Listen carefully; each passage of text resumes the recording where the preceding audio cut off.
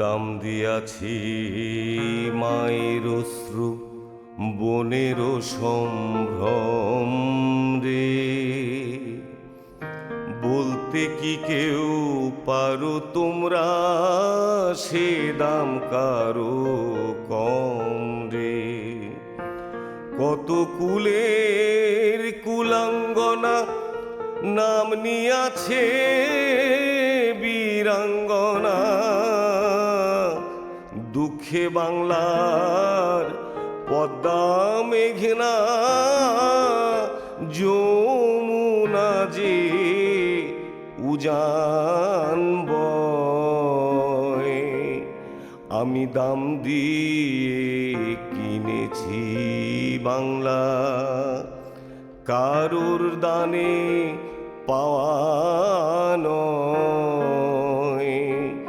আমি দাম দিয়ে কিনেছি বাংলা।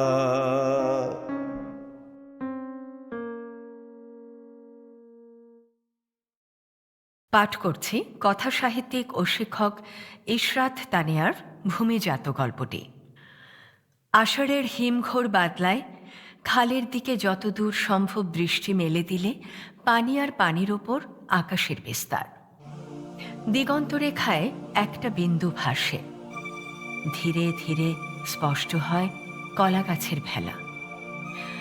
হাত বদলিয়ে লগি ঠেলার এইটুকু নড়াচড়ার কারণে ভেলার ওপর কারো অস্তিত্ব আন্দাজ করা যায়। এমন ঘন বৃষ্টিতে কে যায়, কিসের দায়, সেটা বোঝা যায় না। ভেলা এগিয়ে এলে ঘাসের গাঁটটি আর ট্যাপ খাওয়া কলসি নজরে আসে। ঠান্ডা আর্দ্র হাওয়াতে পেছনে বসা মেয়েটার গায়ে কাঁটা দেয়, দাঁতে বাড়ি লাগে ঠকাঠক।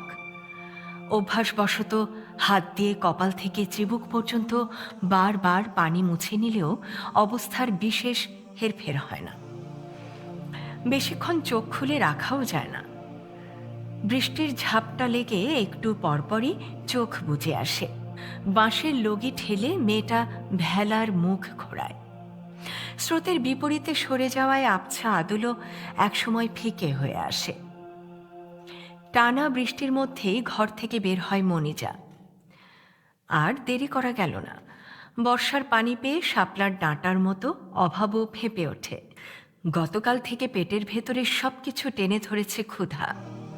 ঘুমের নিশানা নেই। খানিকটা চোখ জড়িয়ে আসলে পেটে পাক দিয়ে ক্ষুধা এমন হ্যাঁচকা টান মারে যে মাথা পর্যন্ত সজাগ হয়ে যায়।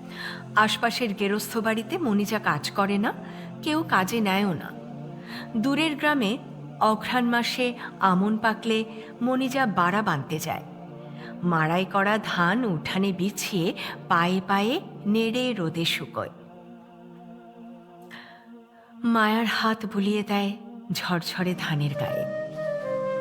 ঘরদোরে উঠানে উপচে পড়া ধান দেখে তার ভারী সুখ হয়। পরের হলেই বা কি, ধানের গায়ে যে মনিজার অক্লান্ত শ্রম লেগে আছে। পৌষ চলে গেলে বাকি সময়টা দৈন্যের আর নিঃস্বতার। ঘাস নেড়ানি দিয়ে বাসন মেজে যেভাবে হোক অত্যল্প তেল নুন জুটিয়ে জীবন চালিয়ে নেয় মা মেয়ে। মনিজার মা রফেজা পূর্ণ যুবতী হলেও হাতে রথে সে আর শক্তপোক্ত না।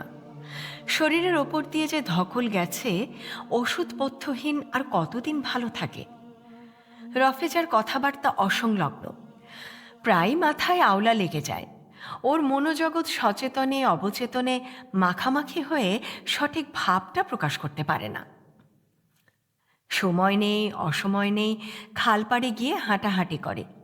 বটের শিকড়ের ওপর বসে পানিতে পা ডুবিয়ে রাখে। অকালে বুড়িয়ে গেলেও রফেজা সরু সরু আঙুলে কাঁথা সেলাই করে। নারিকেল পাতা দিয়ে শলার ঝাড়ু বানায় আর পাটি বনে অভ্যস্ত হাতে। সেগুলোর বিনিময়ে কিছু পরিমাণ দেনা মেটানো যায়। ৭১-এর পর ছুতমার্গের অজুহাতে রফেজার কাছ থেকে সমাজ দূরেই থাকে। তবে সময়ে অনেক কিছু সয়ে যায়। সস্তায় পাটি ঝাড়ু কিনতে গ্রামের লোকজন পবিত্রতার আর তেমন দোহাই তোলে না। জ্যৈষ্ঠের শেষে একদিন আকাশে আলো কমে যায়। দমকা হাওয়ার ঝাপটা এসে গায়ে লাগলে রফেজার মনে হয় এইবার আগাম বর্ষা হবে। পাটি গাছের শুকাতে দেয়া সবুজ ছালগুলো 2 দিন রোদ খেয়ে বাদামি হলে রফেজা বটিতে ছাল চাঁছে। মা মেয়ে মিলে সূক্ষ্ম আর পাতলা বেতি বানায়। সে কোন কালে 6 মাস ধরে মিহি শীতল পাটি বুনত রফেজার বড় মা। বাপের কাছে জেনেছিল পাটি এত মোলায়েম হতো যে এর ওপর দিয়ে সাপ যেতে পারত না। এই দিনে আসন্ন বর্ষার লক্ষণ বুঝে সপ্তাহখানেক ধরে সাধারণ নকশার পাটি বনে রফেজা।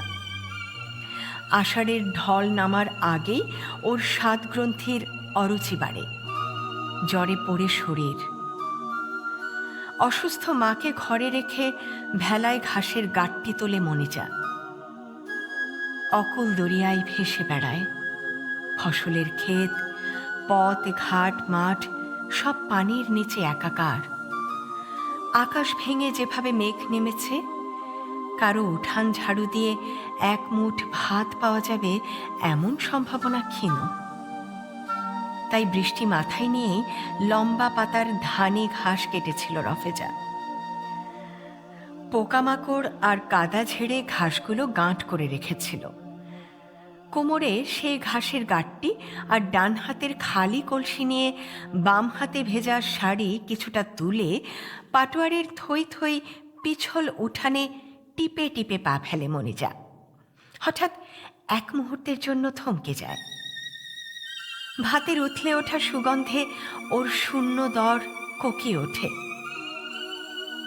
একই সঙ্গে আশা, কষ্ট, লোভ আর তীব্র আকাঙ্ক্ষা শিরা উপশিরায় ছড়িয়ে যায়। ভাতের গন্ধ এক অদৃশ্য সুতার মতো হাঁড়ির দিকে টানে। সেদিকে না গিয়ে গোয়াল ঘরে গিয়ে ঘাস নেড়ে দেয় মনিজা। গরু দুটি মাথা নুইয়ে ঘাসে মুখ ঘষে। বাছুরটা জিভ দিয়ে ঘাস মেঁচিয়ে ধরে মুখে টেনে নিয়ে চাবায়। গোয়াল থেকে বেরিয়ে মাটির দাওয়ায় পিঁড়ি পেতে বসে মনিজা। আঁচল নিংড়ে গা মাথা মোছে। কচুল্লতির গোছা নিজের দিকে টেনে নেয়। মনিজাকে দেখে স্বস্তিতে হাসে পাটোয়ারের ছোট বউ। তোলা উনুন থেকে ভাতের হাঁড়ি নামায়। মাটির শানকিতে মার ঢেলে লবণ মিশিয়ে মনিজার দিকে এগিয়ে বলে, আগে খাইয়া লও। ফুঁ দিয়ে ধোঁয়া উড়িয়ে জিভে তাপ সইয়ে ছোট ছোট চুমুক দেয় মনিজা। মাথা উঁচু করে গলা টান টান করে মুখের ওপর শানকি ঝাঁকায়। ঠোঁটের ওপর পড়া শেষ বিন্দুটুকু শুষে নেয় শুকনা জিভ। সেই ফাঁকে দ্বিধার চোখে মনিজার ভেজা ল্যাপটানো শাড়ির তলে পেটের উচ্চতার আন্দাজ লাগায় ছোট বউ। বাঁশের ডালায় রাখা ট্যাংরা আর খোলসা মাছ দেখে যেভাবে বুঝে নেয় পেটে ডিম এসেছে, পেটের নিচের দিকটা তেমনই ফোলা আর ঢলঢলে। বুক ভরে শ্বাস নেয় মনিজা। ক্ষুধার গনগনে আগুনের ওপর ভাতের অবশিষ্ট পানি পড়তেই জ্বালা নিভে যায়। আরাম আর প্রশান্তিতে চেহারা নরম হয়ে আসে। ছোট বউ চোখ সরিয়ে হুস হুস করে বেড়াল তাড়ায়। হুলোটা উনুনের পাশ থেকে খাটের তলায় গিয়ে শুয়ে থাকে। লম্বা এক একটা টানে লতির আঁশ ছাড়ায় মনিজা আর সুখ দুঃখের কথা বলে। মায়ের শরীরটা ভালা না, জ্বর আইছে। ছোট বউ সান্ত্বনা দেয়, ভালা হইয়া যাইব। পেটে হলদে কমলাভ ডিম রেখেই ট্যাংরা মাছ কাটে মনিজা। আলুর খোসার ছিলে ট্যাংরার ঝাল ঝাল রসা বানায়। পাটোয়ারির বউ গোটা চারেক আলু আর আতসের চাল ঢেলে দেয় মনিজার ভেজা আঁচলে। খালপাড়ের ভেজা মাটি থেকে পানিতে নেমে গেছে বটের শিকড়। অযত্নে বেড়ে ওঠা মান্দার আর বাবলার সঙ্গে ডাল ছেড়েছে তেঁতুল, বট পাকুড়। বটগাছটা দেখতে প্রভাব বিস্তারী, রহস্যময় তাই প্রাচীন। ডালপালা মেলে বহু দূর পর্যন্ত নিজেকে ছড়িয়ে দিয়েছে। এর গোড়ায় কখনো মানতের ধূপধুনো পড়ে থাকে, জ্বলে জ্বলে যেটুকু থেকে যায় গুড়ির চারপাশে বহু শিকড় আর ছোট ছোট কাণ্ড পার হয়ে রাজ্যের আগাছার জঙ্গল মাড়িয়ে 8-10 ইঞ্চি পা ডোবানো কাদায় বহু দূর হাঁটলে মণিজাতের ছাপড়া ঘর দেখা যায়। পৌঁছতে তখনও মেলা দূর। নাকের ডগায় ঘামের বিন্দু ফুটে উঠতে যতটুকু দূরত্ব হাঁটা লাগে তারও বেশি পথ। দুপাশে আখ ক্ষেত পার হয়ে সামান্য খালি জায়গা, সেখানে ছনের চালা আর পাটকাঠির বেড়ার ছোট এক ঘর। দরজাটা বাঁশের চাটাইয়ের, পলিথিন গুঁজে নানান জায়গায় জোড়াতালি। আশেপাশে কোনো বাড়িঘর দেখা যায় না, জায়গাটা শুনশান। ঘরের বেড়া ভিজে, ভেতরটা স্যাঁতস্যাঁতে। ছনের চালা অতিবৃষ্টি আটকাতে পারে না। কেরোসিন কাঠের পুরনো চৌকির ওপর পাতা মাদুরের এদিক ওদিক ভিজে সারা। আরেকদিকে মাটির উনুন, হাঁড়ি পেড়ি আর থালা বাসন। এক কোণে দড়িতে রং জ্বলা সোঁদা গন্ধের শাড়ি পেটিকোট রাখা। ঘরে ঢুকে আঁচলে চালের পুঁটলি খোলে মণিজা। শুকনা খড় দিয়ে চুলা ধরায়। আগুন ভালোভাবে জ্বলে উঠলে 20 আনা লাকড়ি ঠেসে দেয় চুলার মুখে। চাল ধুয়ে ভাত বসিয়ে হাঁটুতে থুতনি ঠেকিয়ে ঠাই বসে থাকে। রফেজা জ্বর গায়ে ঠান্ডা ভেজা চৌকির ওপর এলিয়ে পড়ে থাকে। গরমে সর্দি, বৃষ্টির দিনে শ্বাসকষ্ট, শীতে পেট ছেড়ে দেওয়ার মতো অপ্রত্যাশিত সময়ে বেমানান রোগগুলো তাকে জেঁকে ধরে। বছরভর জর্জরিত আছেই। মায়ের আধবোজা চোখ আর ভুরু কোঁচকানো মুখের সামনে মণিজা আম্মা আম্মা বলে ডাকে। একটু ঘুমিয়ে ওঠে রফেজা, ফের ঘুমিয়ে পড়ে। মণিজা পেঁড়িতে বসে চুলার জাল একবার বাড়ায় আরেকবার কমায়। মায়ের গোঙানি শুনেও বসে থাকে। 2টি আলু ফেলে দেয় ভাতের হাঁড়িতে। বৃষ্টির দুপুরে পুরনো বাঁশঝাড়ে তক্ষক তীক্ষ্ণ স্বরে ডেকে ওঠে।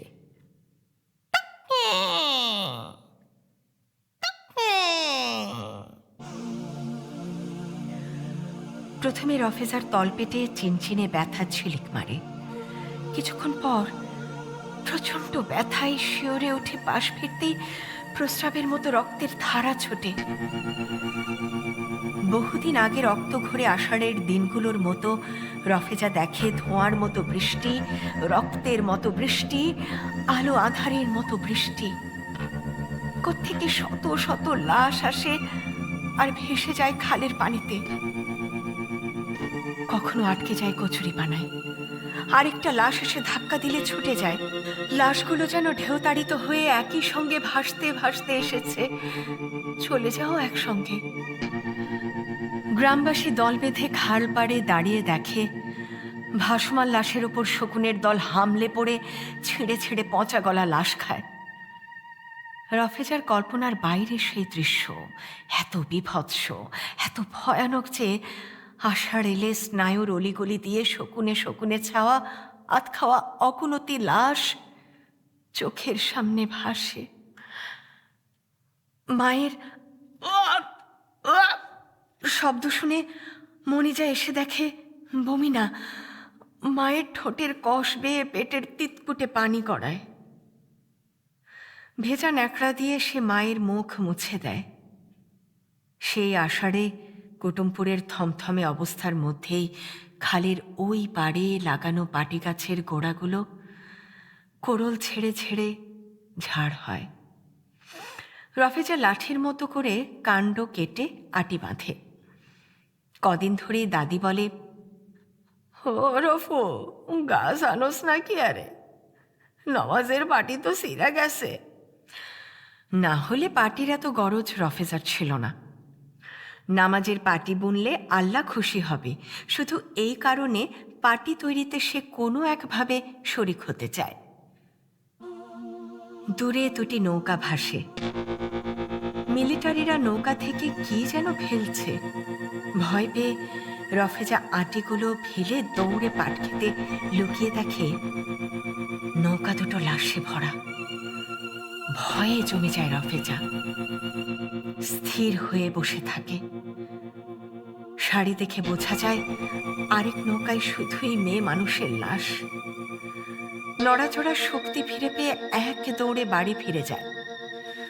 আতঙ্কিত গলায় মায়ের কাছে মিলিটারি আর লাশের কথা বলতেই পিঠে কিল পড়ে।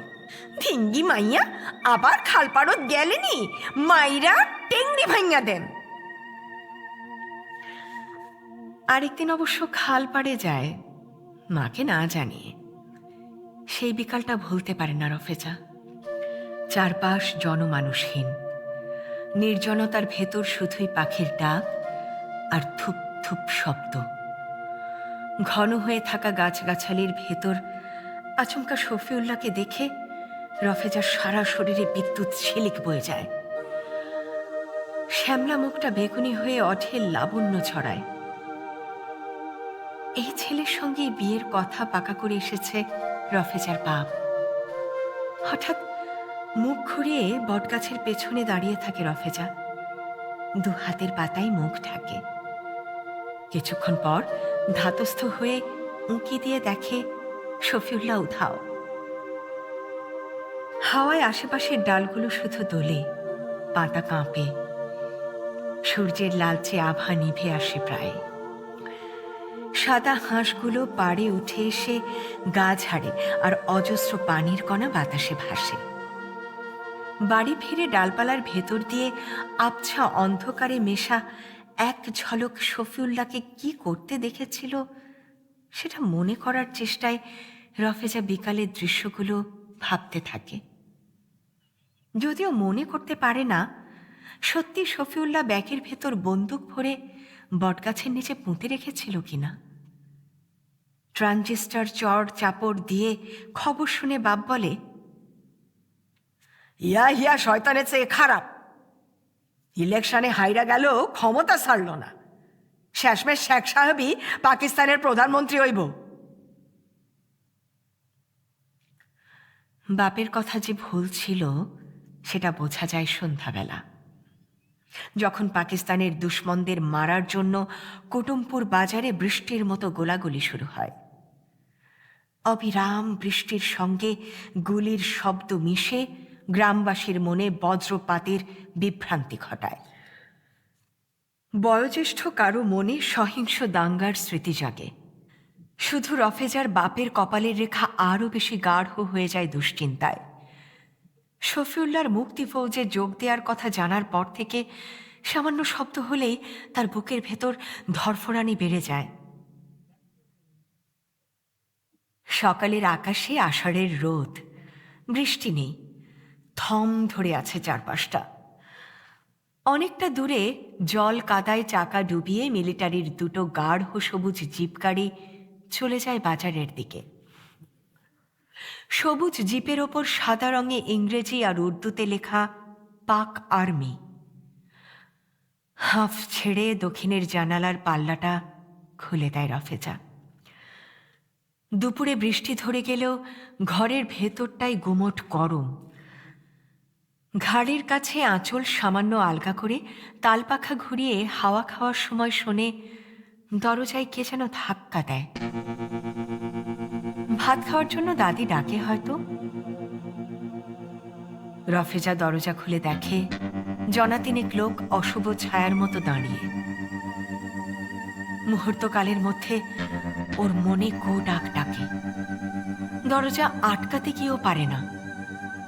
ঘরে ঢুকে টানাটানি শুরু করে বেঠক বিকট চিনু মিয়া, সবুর মিয়া আর রহিম আলী।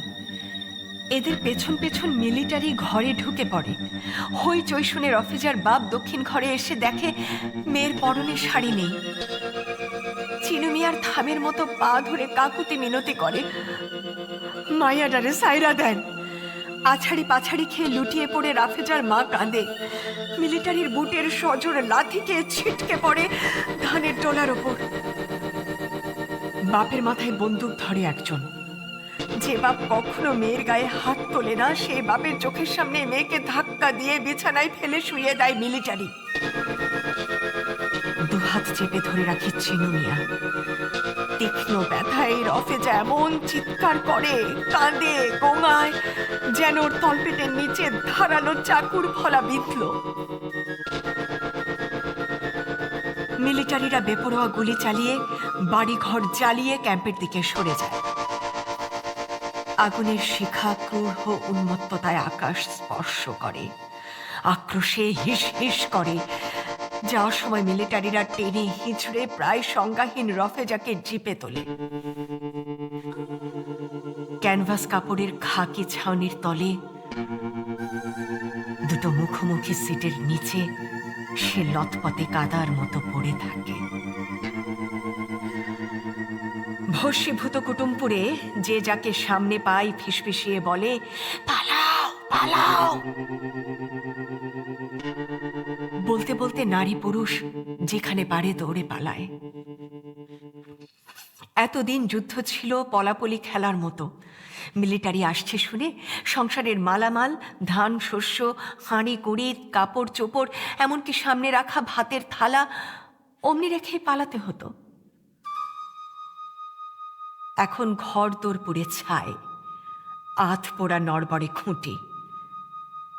পুরো দেশ আগুনের কুণ্ডলী হয়ে আছে। কোথাও ছাই চাপা ধিকি ধিকি, কোথাও দাও দাও লেলিহান। মানুষ পালাবেই বা কোথায়? গুলি খাওয়া শবদেহের লাল টাটকা রক্তের পাশে, ছায়ের স্তূপের পাশে গুমরে গুমরে কাঁদে কুটুমপুরবাসী। পাক বাহিনীর ক্যাম্পে মাঝবয়সী অসংখ্য মেয়ে, কিশোরী, তরুণী, কুমারী, বিবাহিত মেয়েদের নিয়ে এক বিভীষিকার জগৎ। এদের প্রায় বিবস্ত্র অবস্থা আর শরীর ভরা রক্ত পুঁজ গড়ানো ঘা দেখে ফের জ্ঞান হারিয়ে ফেলে রফেজা। চম্পারানী পানি ছিটিয়ে দিলে ওর জ্ঞান ফেরে। দিন যায়, রাত আসে, রাতের পর আবার দিন। নাওয়া খাওয়া বন্ধ।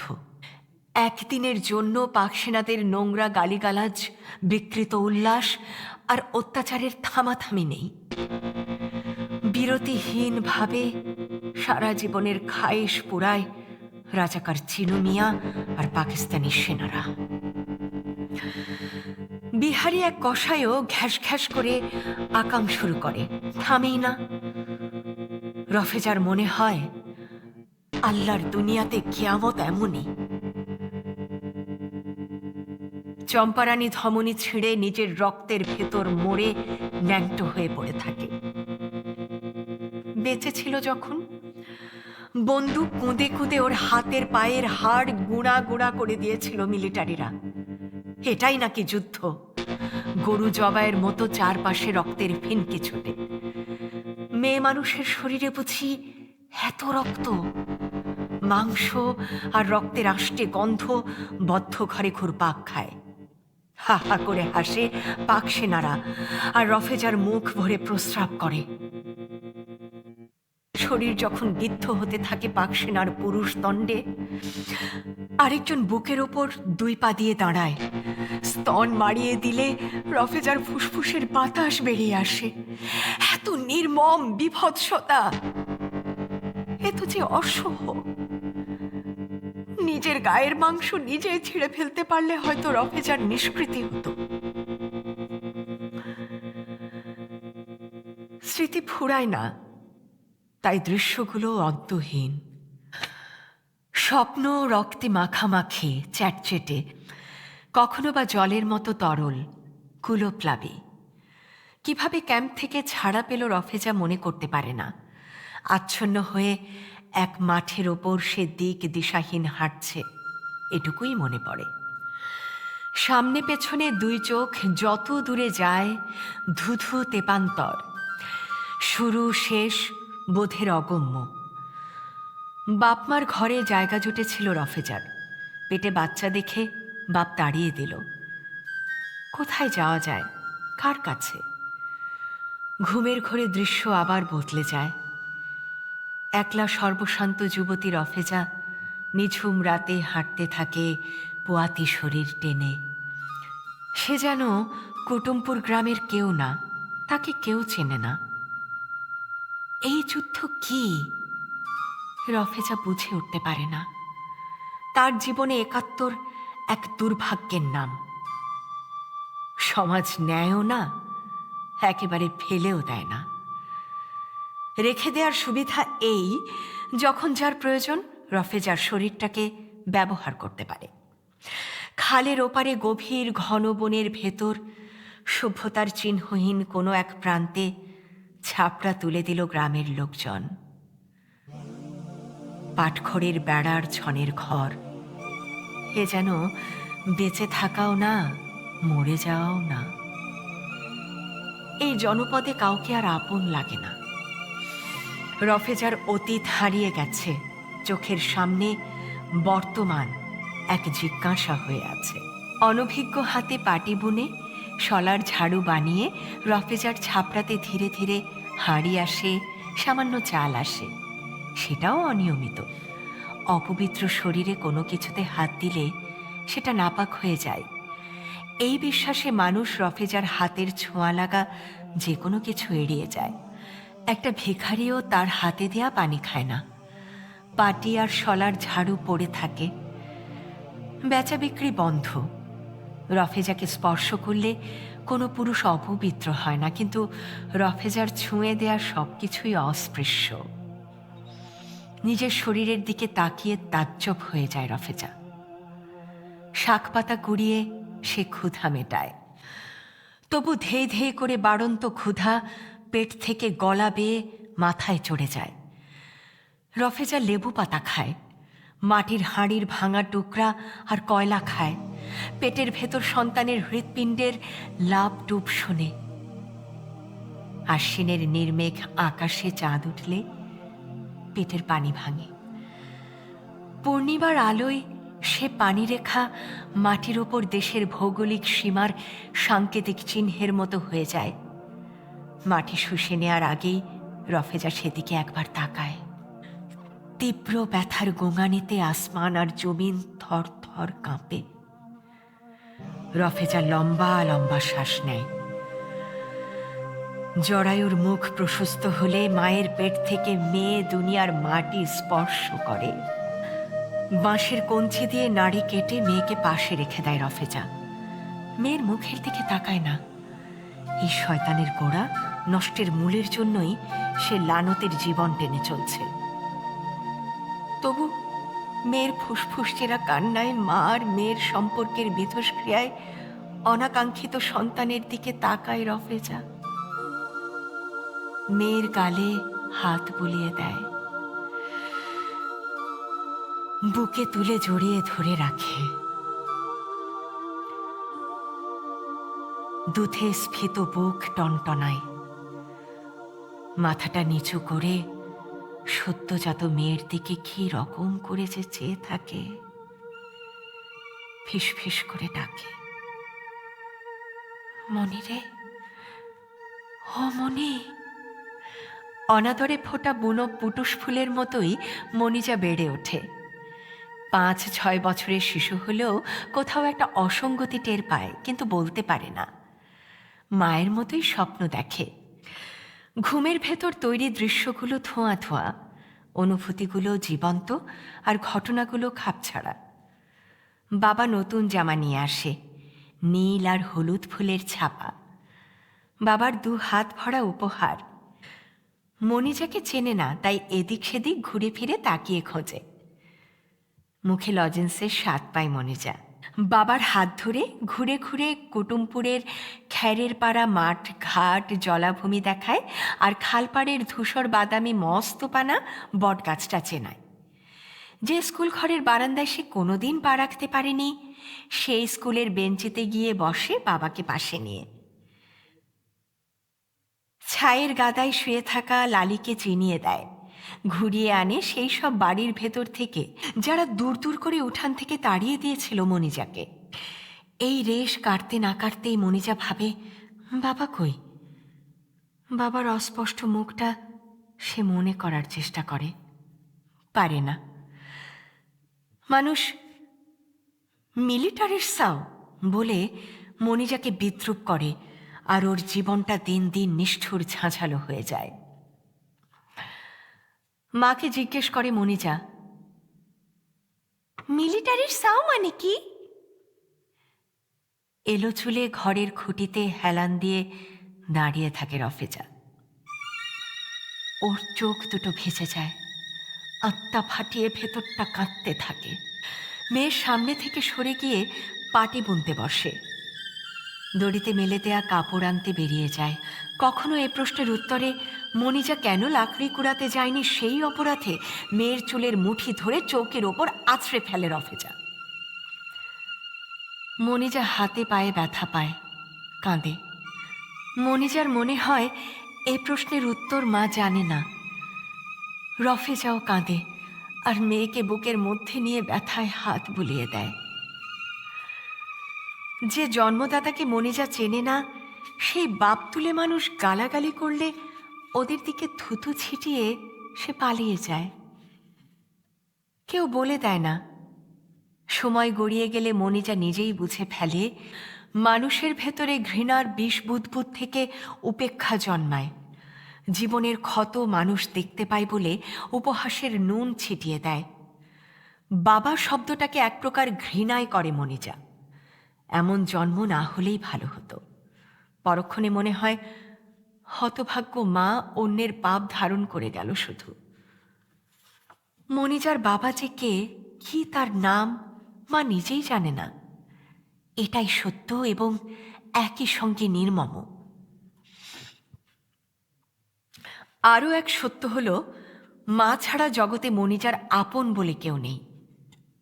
ওর বুকের ভেতরটায় যখন ভয়ে, বেদনায়, ঘৃণায় গুম গুম করে, এই মাই তাকে আগলে বাঁচিয়ে রাখে। দিনে রাতে, নিরালায় কি ভিড়ে পুরুষের উৎপাত বাড়ে। সমাজের লোক ভাবে এইভাবে তো চলে না, মণিজাকে বিয়ে দেয়া দরকার। বাবা মরে গেছে, পাত্রপক্ষকে এমন কথা জানিয়ে এক ফাল্গুনে বিয়ের কথা পাকা হয়। পাত্রপক্ষ কুটুমপুর বাজারে সূর্যমুখী সোনার ঘর থেকে সোনার নাকফুল কেনে। রফেজা যৌতুক দেওয়ার জন্য পাটোয়ারির কাছ থেকে টাকা ধার নিয়ে মাঝারি আকারের ব্যাটারি চালিত প্যানাসোনিক রেডিও কেনে। কবুল বলার আগেই এমন এক ঝড় ওঠে এই মুলুকে, হাওয়ার তোড়ে এই গ্রামের কথা সেই গ্রামে ধেয়ে গেলে বিয়ে ভেঙে যায়। মণিজা নারকেল তেলে জবজবে চুলের খোপা থেকে গ্যান্দা ফুল খুলে ফেলে। মুখ থেকে তেল হলুদের ছাপ ধুয়ে শুয়ে থাকে।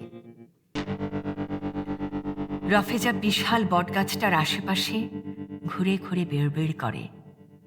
পাটোয়ারি এসে রেডিও নিয়ে যায়। দান দান 3 দান, হাওয়ার ঘূর্ণি 3 দফা মণিজার বিয়ে ভেঙে দিলে সমাজ ক্ষান্ত দেয়। থাকা মণিজারে কেউ নিব না। দিন ফুরিয়ে রাত হলে নিশাচরেরা জাগে। ভারী চোয়ালের কুকুরমুখ হায়না কবরের মাটি খোঁড়ে, মৃতদেহ তুলে খায়। শেয়ালমুখ সব মুরগি খেকো ডাকে। গভীর রাতে চারপাশ যখন নিরিবিলি, খাবারের খোঁজে দরজায় আঁচড়ায়। মা মেয়ে কুপি জ্বালিয়ে ধারালো দা হাতে নির্ঘুম চোখে দরজার দিকে তাকিয়ে থাকে। একটুখানি হাওয়া ছুটলেই সেই ঘর নড়ে, শীতে ওষ পড়ে। ভেতরে মায়ের আর মেয়ের চোখ বাঘের মতো জ্বলে। কিন্তু এতে কি হয়? লোকগুলো বলশালী এবং ক্ষিপ্র। প্রবল লাম্পট্যে চুরচুর হয়ে চাটাইয়ের দরজা ভেঙে অনায়াসে অন্ধকার ঘরে ঢুকে পড়ে। রফেজার সামনেই হাঁড়ি পাতিল বিছানা মাদুর সমেত লণ্ডভণ্ড করে মণিজাকে। কুমোট গন্ধ, রক্তের গন্ধ, ভাত পোড়া, মাংস পচা আষ্টে গন্ধের মধ্যে রফেজা লোকটাকে চিনতে পারে। নির্ভুল চেনে সে চিনু মিয়াকে। অবিকল সেই গলার স্বর। মাইয়ার তেজ মায়ের চাইতে বেশি। সেই রাতে একের পর এক পুরুষ মণিজাকে ফালা ফালা করার সময় রফেজা বটি তুলে খালি গা চিনু মিয়ার পিঠের চামড়া চিড়ে দেয়। ছিটকে আসা রক্ত লেগে যায় রফেজার চোখে মুখে। কাজ শেষ করে পুরুষরা ফিরে যায়। রাত আরো গভীর হয়। মণিজার নাকের সামনে হাত নিয়ে নিঃশ্বাস অনুভব করে রফেজা। মেয়ের মাথা তেল চিটচিটে বালিশে তুলে দেয়। এখানে ওখানে ভেতরের কাপড় বেরিয়ে আসা কাঁথা টেনে বেহুশ মেয়ের গায়ের উপর দেয়। গলা পর্যন্ত টানলে পা উদম হয়ে যাওয়া এই ছেঁড়া বেড়া কাঁথাখানি মনিজার শরীরের একমাত্র আব্রু হয়ে পড়ে থাকে। মনিজার পেট দিন দিন ফুলে ফেপে বড় হয়। ঘরের ভেতর থেকে স্যাঁতস্যাঁতে ভাবটা চলে গেছে। কেমন ছায়া ছায়া, ঠান্ডা। চৌকির ওপর ঢাও শরীর নিয়ে মায়ের গায়ের সঙ্গে লেপ্টে থাকে মনিজা। মা ছাড়া আর যে কেউ নেই। পেটের উচ্চতা দৃশ্যমান হওয়ার পর থেকেই গেরস্থ বাড়ির সব কাজ ছুটে গেছে। এই অঘ্রাণ মাসে ধানের মৌসুমে মনিজার হাত শূন্য। নিয়তির এক ভুঁয়ে সমস্ত আশা নিভে শুধু রয়ে গেছে আলোহীন কুপির কালো গলগলে ধোঁয়া। পেটের ওপর হাত রাখে মনিজা। নড়ে ওঠা বাচ্চাকে তাকে ঘৃণা করবে? পাকসেনার দূষিত রক্ত যে তার শরীরে। দু হাতে ঘোলাটে আয়না ধরে নিজের প্রতিবিম্ব খুঁটিয়ে দেখে মনিজা। লম্বাটে চওড়া মুখে বড় চোখ, তীক্ষ্ণ নাক, কিছুই মায়ের গোলগাল মুখের সঙ্গে মেলে না। কার ছায়া ছাপ তার চেহারায় বসে গেছে মনিজা জানে না। পর মুহূর্তে মনে হয় সেই ঘৃণ্য কাপুরুষ নিজেও জানে না তার এক মেয়ে আছে, যার মুখটায় তারই প্রতিচ্ছবি। রক্তের ভেতর যা মিশে যায় চাইলেও আলাদা করা যায় না। বাবাকে নিজের সন্তানের এই অবধারিত জিজ্ঞাসার উত্তরে মনিজাই বা কি বলবে? হয়তো সন্তানের সামনে থেকে সরে গিয়ে বাইরে পাটি বুনতে বসবে, মায়ের মতোই দড়িতে শুকিয়ে যাওয়া কাপড় আনতে বেরিয়ে যাবে, কিংবা এখনো কেন লাকড়ি কুড়াতে যায়নি সেই অপরাধে সন্তানের চুলের মুঠি ধরে চৌকির ওপর আছড়ে ফেলবে। রফেজার দুর্ভাগ্যের ছায়া মনিজার উপর পড়েছে। মনিজার খয়াটে জীবনের ছায়াও তার অজাত সন্তানের ওপর ঘনিয়ে আসবে। মনিজা জন্মদাতার মুখ দেখেনি, তার সন্তানও জন্মদাতার মুখ দেখবে না। কি এক জীবন টেনে নিয়ে চলে মা মেয়ে, যেখানে ভালোবাসার অধিকার থাকে না, ঘৃণা জানাবার জন্য থাকে অসংখ্য মানুষ। কোনো দিক দিশা খুঁজে না পেয়ে শেষ পর্যন্ত শুধু নিজেকেই ঘৃণা করতে পারে মনিজা। মায়ের ঠান্ডা উন্মুক্ত পেটের ওপর মাথা রেখে শুয়ে থাকে সে। বাম কনুয়ের ওপর ওড় দিয়ে একটুখানি মুখ তুলে বলে, তোমার মনের দুঃখ আমি বুঝি গো আম্মা।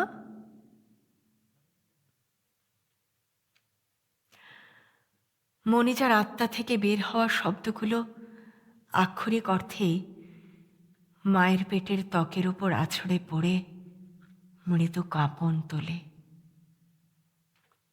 ত্বক ফুঁড়ে আরো গভীরে অস্থি মজ্জায় কোষে কোষে মিশে গেলে রফেজার সারা শরীর শিহরিত হয়।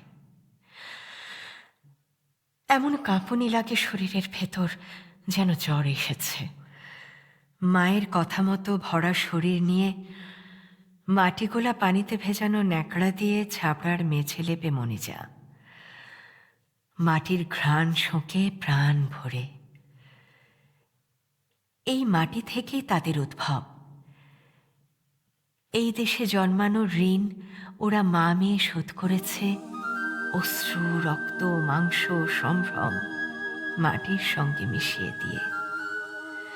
বাইরে অঘ্রাণ মাসের মিঠেল রোদ, বৃষ্টি ঝরিয়ে মেঘগুলো দূর মুলুকে হারিয়ে গেছে। আকাশে রোদ খেলে অবাধ, ফের হালকা মেঘের ছায়া পড়ে খালির পানিতে। মেঘ রোদ্দুরের এই পৌনপুনিকতার সঙ্গে জীবনের সাদৃশ্য খুঁজে পাওয়ার প্রয়োজন নেই রফেজার। এক মনে সে হেঁটে চলে খালপাড়ের দিকে, আর নিজের সঙ্গে বেড় বেড় করে কথা বলে। এই স্বগতোক্তি কেউ শুনতে পায় না, শুনে ফেললেও উপলব্ধি করতে হবে এমন কোনো কথা নেই। চিনু মিয়ার চেহারাটা মনে আছে রফেজার। বুড়ো বটগাছটার নিচে বন্দুকটা পোঁতা আছে।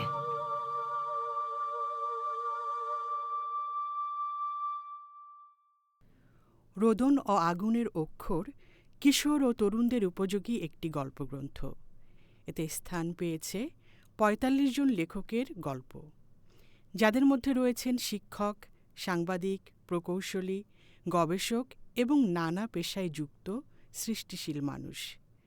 পেশাগত জীবনের বাইরে তারা লেখার জগতে একান্ত নিষ্ঠা ও আবেগে সক্রিয়।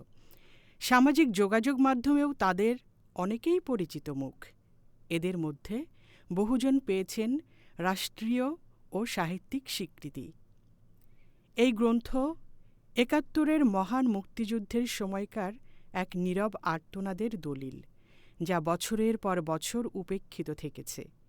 এখানে উঠে এসেছে বীরাঙ্গনা ও যুদ্ধশিশুদের ক্ষতবিক্ষত ইতিহাস, তাঁদের অদম্য জীবনযুদ্ধ। গল্পগুলো এমনভাবে রচিত যে প্রতিটি কিশোর ও তরুণ পাঠক এই অপরাজিত নারীদের মর্মবেদনা ও আমৃত্যু সংগ্রামের সাহস তাদের হৃদয়ে উপলব্ধি করতে সক্ষম হবে।